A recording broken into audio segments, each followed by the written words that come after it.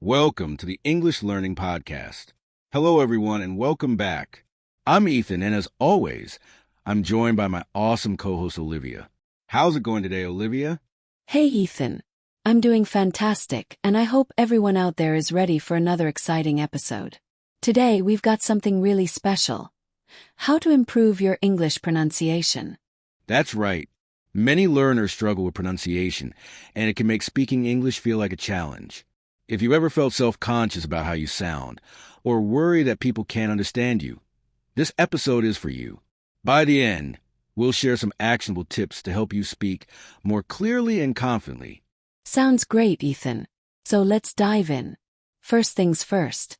Why is pronunciation such a big issue for English learners? Great question. Well, there are a few reasons. One big reason is that English is sounds that don't exist in other languages. So learners often find it hard to reproduce those sounds. And let's not forget about stress and intonation. English isn't just about the individual sounds. It's also about how we say them. Exactly. And sometimes, learners are focused so much on grammar and vocabulary that they forget about the importance of pronunciation. But here's the thing, if people can't understand what you're saying, it doesn't matter how great your vocabulary is. So let's explore some practical ways to work on it. Focus on problem sounds. The first tip is to focus on the sounds that are hardest for you. English has a lot of tricky sounds, like the TH sound in think or that, or the difference between ship and sheep. These sounds don't exist in many languages, which makes them tough to pronounce. Yes. A great way to practice is to look for minimal pairs, words that only differ by one sound. For example, bat and pat, cat and cut. Once you get comfortable with these, it will be easier to make the distinction when speaking. Master stress and intonation. Another important aspect of pronunciation is stress and intonation. English is a stress-time language, meaning we stress certain syllables in words and certain words in sentences. This gives English its rhythm and flow. That's right. For example, we stress the first syllable in record, noun, but the second syllable in record, verb. Intonation also plays a huge role. How your voice rises and falls. This can completely change the meaning of a sentence. For instance, you're going to the party. With a rising intonation sounds like a question, but with a falling intonation, it sounds more like a statement. Listen and imitate native speakers. One of the best ways to improve your pronunciation is by listening to native speakers and imitating them. This technique is called shadowing, and it's one of the most effective ways to train your brain to mimic natural pronunciation. Yes. You can listen to podcasts, watch TV shows, or even YouTube videos in English. When you hear a sentence, pause the video and repeat exactly what the speaker said, matching their tone, rhythm, and pronunciation. Over time, this helps you get the feel of natural English speech.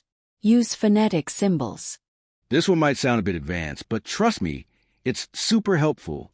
Phonetic symbols show you exactly how words should be pronounced.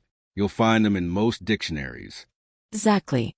By learning the International Phonetic Alphabet, IPA, you'll get a clear visual representation of sounds, which will help you when you're learning new words. It's like having a cheat sheet for pronunciation. Record yourself. Here's a fun tip. Record yourself speaking. It's an easy way to track your progress. We're all our own toughest critics. So when you listen to yourself, it helps you notice any areas where you're struggling. And don't be afraid to make mistakes. When you listen to the recording, focus on areas where you can improve, like your vowels or consonant sounds. Over time, you'll notice your pronunciation getting clearer and more natural. Slow down and focus on clarity. A big mistake many learners make is speaking too quickly. When we rush, our pronunciation can get sloppy, and people might have trouble understanding us. Yes. Take your time. Focus on speaking clearly and at a comfortable pace. Remember, you don't have to speak fast to sound fluent. Clarity is key. So slow down, focus on your pronunciation, and let each word come out smoothly. Practice, practice, practice. And finally, like anything, improving your pronunciation requires practice. The more you speak, the better your pronunciation will get. So, set aside some time each day to work on it. Absolutely.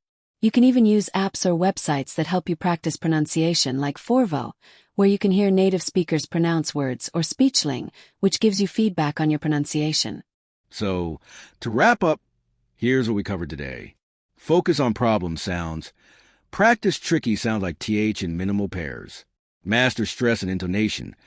Work on word and sentence stress to sound more natural. Listen and imitate native speakers. Use shadowing to mimic real speech patterns. Learn phonetic symbols. Use IPA to understand exactly how words should sound.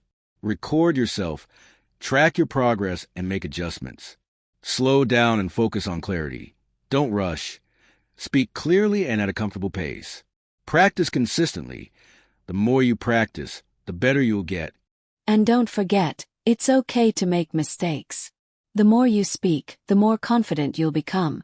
And that's the key to sounding great in English. Exactly.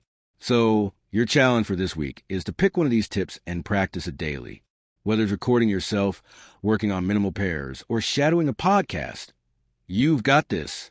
And remember to subscribe for more helpful tips, and let us know in the comments. What's your biggest pronunciation challenge? We'd love to hear from you. Thanks for listening, and we'll see you in the next episode. Happy learning, everyone.